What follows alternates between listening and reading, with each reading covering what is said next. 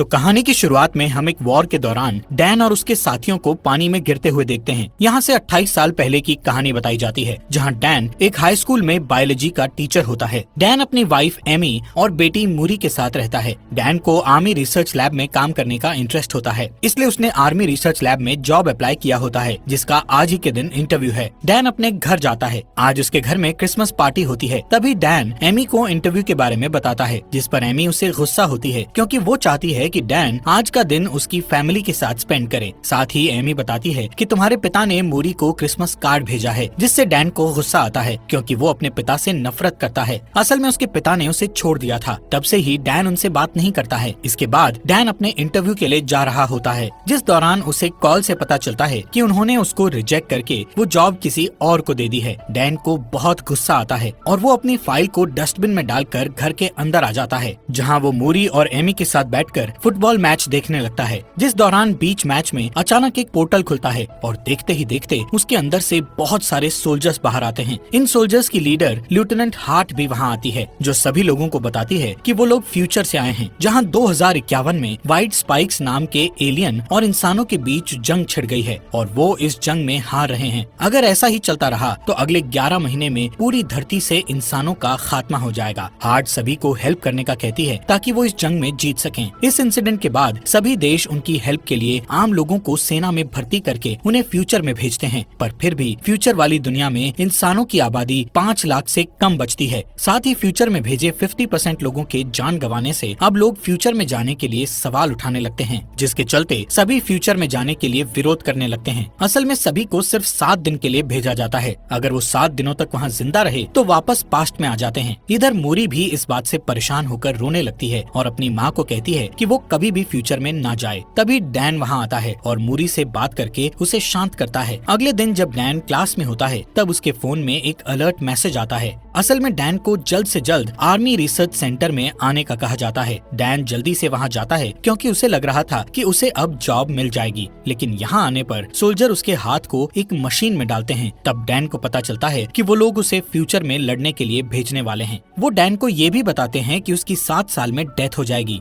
Dan उनसे कुछ पूछ पाता, तभी उसके हाथ में एक डिवाइस लगा दिया जाता है, ताकि वो लोग डैन को ट्रैक कर सकें, और उसे बताया जाता है कि अगर उसने इस डिवाइस के साथ छेड़छाड़ की तो उसे जेल भी हो सकती है। अब डैन को 24 घंटे के अंदर अपने पर्सनल काम निपटाने को कहा जाता है, क्योंकि उसके बाद उसे जंग के लिए ट्रेन किया जाएगा। ये सब डैन की मर्जी के बिना हुआ था, पर अब वो कुछ नहीं कर सकता था। तभी हम एमी को देखते हैं, जो कि एक थेरेपिस्ट है और फ्यूचर से वापस आए लोगों की काउंसलिंग करती है। इसके बाद वहाँ डैन आता है और एमी को बताता है कि उसे 2051 में भेज रहे हैं। एमी जानती थी कि वहाँ से वापस आना मुश्किल है, इसलिए वो डैन को वहाँ जाने से मना करती है, जिस पर डैन बताता है कि उन्होंने मेरे हाथ पर ट्रैकर लगा दिया है, इसलिए अब चाहकर भी वो कुछ नहीं कर सकता। जिस पर एमी डैन को उसके पिता की हेल्प लेने को कहती है, क्योंकि सिर्फ उसके पिता ही उस डिवाइस को बाहर निकाल सकते हैं। इसके बाद वो अपने पिता के पास जाता है, जहाँ उसके पिता डिवाइस को निकालने के लिए तैयार हो जाते हैं, पर पुरानी बातों को याद करते हुए दोनों के बीच बहस होने लगती है। इसलिए डैन गुस्से में उस डिवाइस को निकलवाए बिना ही वहाँ से चला जाता है और एमी को बताता है कि उसे जंग लड़ने जाना ही पड़ेगा। ये जानकर एमी बहुत रोती है,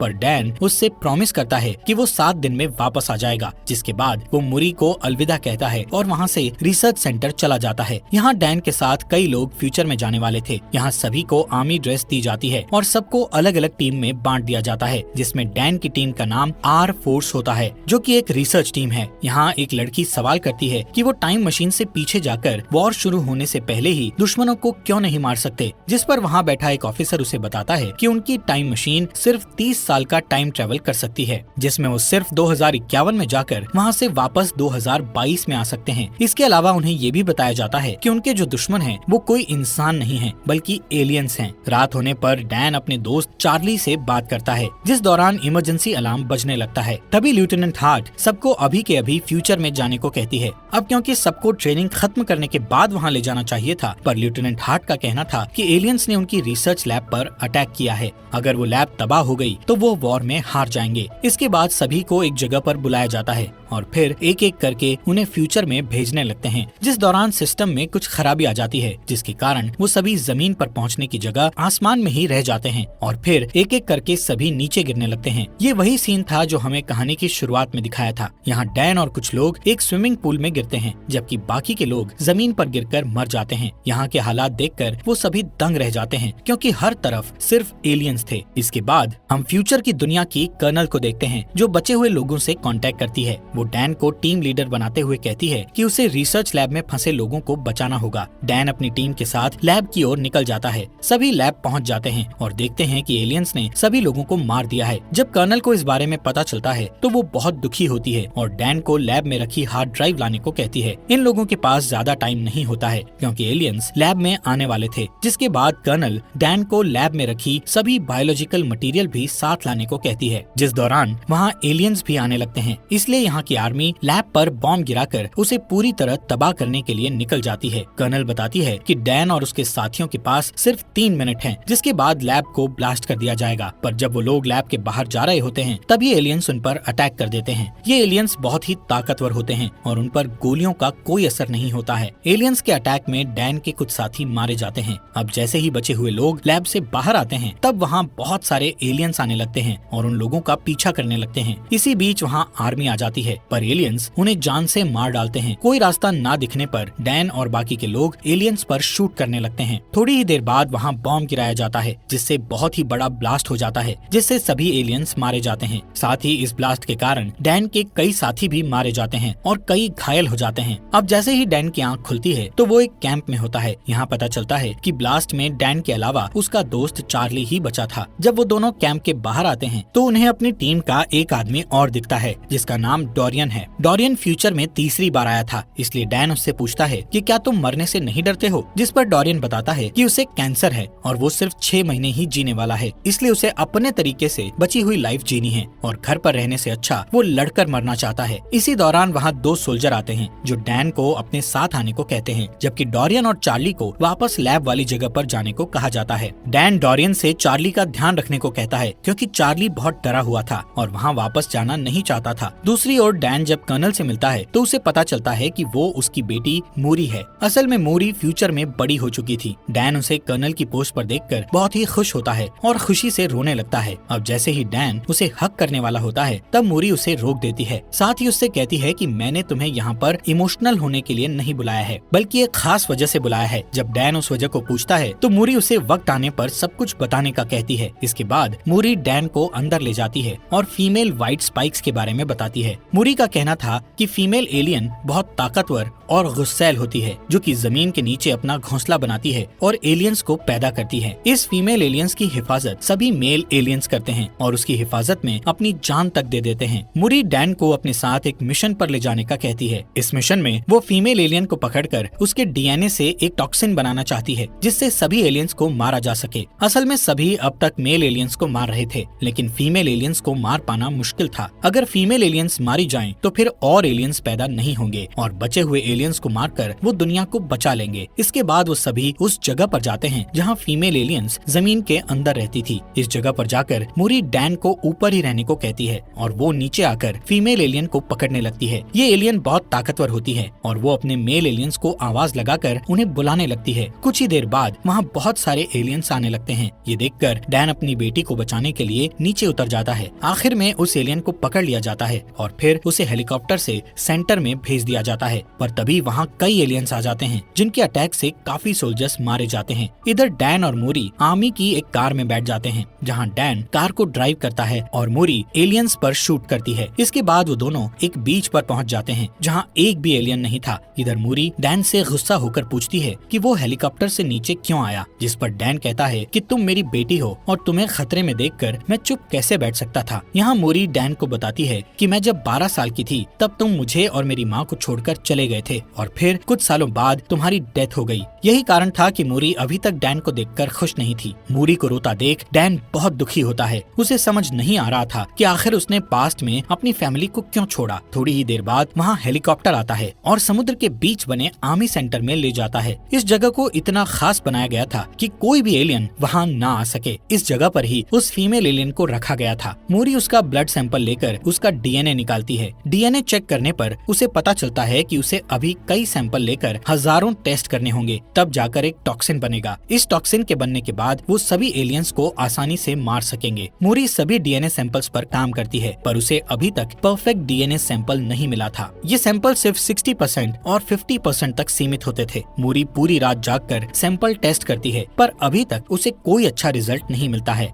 इसके बाद वहाँ डैन आता है और मूरी को रेस्ट करने का कहता है। आज ही के दिन डैन को यहाँ 7 दिन हो चुके थे, इसलिए अब उसे वापस 2022 में जाना था। डैन मूरी से पूछता है कि आखिर उसने उसे यहाँ क्यों बुलाया था, जिस पर मूरी कहती है कि अगर ये टॉक्सिन बन गया तो इसे अपनी दुनिया में वापस लेकर जाना तुम्हारा काम है, क्योंकि यहाँ और टॉक्सिन बनाने में काफी वक्त लग जाएगा। पर जब तुम इसे लेकर अपनी दुनिया में जाओगे तो इसे बनाने के लिए काफी वक्त होगा। जब ये टॉक्सिन बन जाएगा तो वो अपनी दुनिया में वॉर को शुरू होने से रोक सकते हैं। इसी दौरान उन्हें एक डीएनए सैंपल टॉक्सिन 100% होते हुए दिखता है। तभी वो फीमेल एलियन जाग जाती है और जोर जोर से चिल्लाने लगती है, जिसकी आवाज सुनकर सभी मेल एलियंस वहाँ आने लगते हैं। इनकी तादाद इतनी थी कि सबको मारना मुश्किल था। एलियन बुरी तरह सोल्जर्स को मारने लगते हैं। वहीं डैन और मूरी एक साथ होते हैं, जिस दौरान मेल एलियंस उस फीमेल एलियन को आजाद कर देते हैं। अब डैन को जल्द से जल्द उस जगह पर पहुंचना है जहां से वो वापस 2022 में जाएगा, लेकिन इस जगह पर काफी एलियंस आ चुके थे। दोनों उन्हें मारते हुए आगे बढ़ते हैं कि तभी फीमेल एलियन मूरी पर अटैक करके उसे घायल कर देती है। इसके बाद डैन मूरी को लेकर आगे बढ़ता है। तब टाइम ट्रेवल मशीन ऑन हो जाती है। यहाँ मूरी डैन से माफी मांगती है और कहती है कि मैं भी तुमसे बहुत प्यार करती हूँ। डैन अपनी बेटी को भी पास्ट में ले जाना चाहता था, इसलिए वो उसके पास ही बैठ जाता है। पर तभी वहाँ फीमेल एलियन आ जाती है और मूरी को पकड़ लेती है। डैन उसे बचा पाता इससे पहले ही टाइम मशीन द्वारा उसे 2022 में भेज दिया जाता है।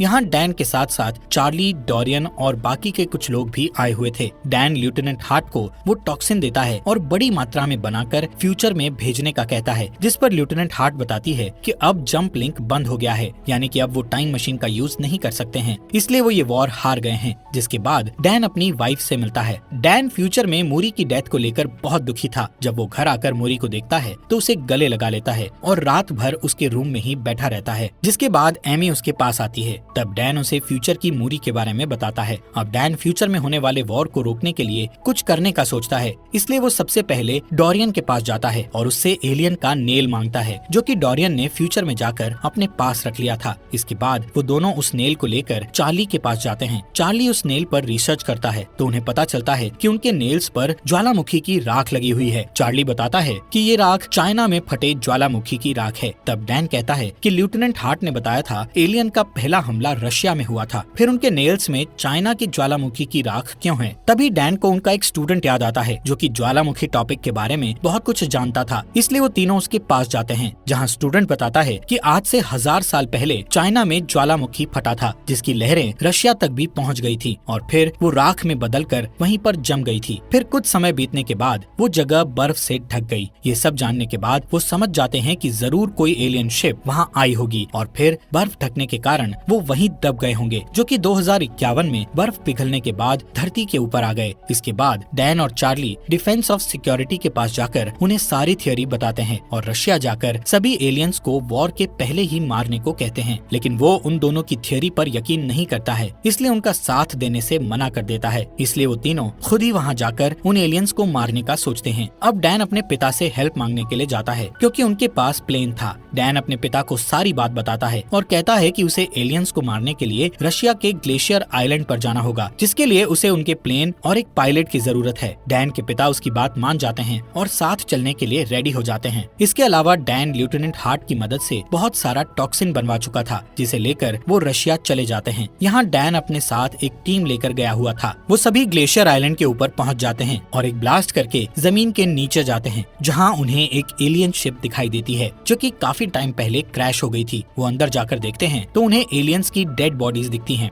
यहाँ उन्हें पता चलता है कि कुछ एलियंस अपने आप को जिंदा रखने के लिए सो रहे हैं, जिसके बाद वो अभी टॉक्सिन से उन एलियंस को मारने लगते हैं, जिस दौरान फीमेल एलियन जाग जाती है और उन सब पर हमला कर देती है। तब डोरियन सबको शिप से बाहर जाने का कहकर शिप को ब्लास्ट करके सब कुछ खत्म करने का कहता है। इसके बाद वो सभी एलियंस एक एक करके बाहर आने लगते हैं, जिन्हें डैन के पिता शूट करके मारते हैं, लेकिन ज्यादा एलियन होने के कारण डोरियन को शिप ब्लास्ट करनी पड़ती है, जिससे डोरियन की भी डेथ हो जाती है। यहाँ सिर्फ चार्ली, डैन और उसके पिता ही बचे थे। डैन के पिता बताते हैं कि एक एलियन यहाँ से भाग गया है। अब दोनों उसे ढूंढते हैं और चालाकी से उस पर शूट करते हैं। ये वही फीमेल एलियन होती है जो कि बहुत ताकतवर है और उसे आसानी से मार पाना बहुत मुश्किल है। तभी वो वहाँ से भागकर छुप जाती है और डैन पर अटैक करती है। ये देख डैन के पिता उस पर अटैक करके डैन को बचाते हैं, पर थोड़ी देर बाद वो डैन के पिता पर अटैक करती है। तब डैन जल्दी से उठकर उस एलियन को जान से मार देता है। इसके बाद डैन अपने घर आ जाता है और उसके साथ उसके पिता भी होते हैं। अब डैन डिसाइड करता है कि वो ऐसी कोई गलती नहीं करेगा जिससे उसका परिवार बिखर जाए। और इसी के साथ ये मूवी यहीं पर खत्म हो जाती है। दोस्तों, आपका दिल से शुक्रिया हमारे चैनल को सब्सक्राइब करने के लिए। तो कहां